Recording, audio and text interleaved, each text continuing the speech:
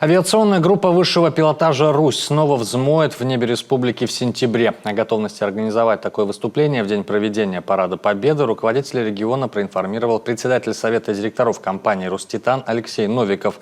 В свою очередь Владимир Уйба инициативу поддержал, выразив готовность оказать содействие в организации мероприятия, сообщает пресс-служба губернатора. Мы уже переговорили с руководством Вяземского авиационного учебного центра. Все мероприятия их на сентябрь были смещены на длительное другое время. Запланировано их выступление 4 сентября здесь и на Параде Победы, и после обеда на набережной пилотажная программа будет. Мы на самом деле четко уже договор согласовали, сейчас по приезду в Москву мы уже его оплачиваем договор. То есть ребята полностью готовы на сентябрь выступить здесь.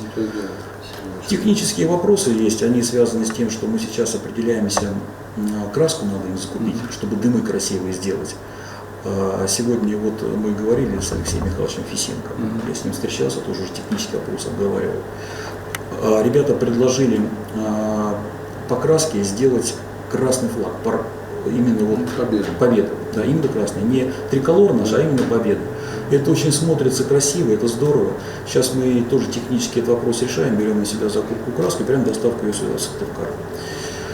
Ребята по плану планируют, если все будет штатно, 2 вечером прилететь сюда, 3 они полностью посвящают день подготовки, 4 день у них выступлений, 5 они планируют улетать обратно.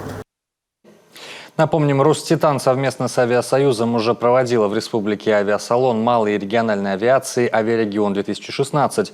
Тогда выступали 2 пилотажные группы «Русь» и «Челавия». Однако в этот раз планируется, что летчики не только покажут свое мастерство в небе, но и проведут встречи со школьниками и студентами, а также представят для жителей и гостей наземную экспозицию учебно-боевых самолетов Л-39 «Альбатрос» в аэропорту.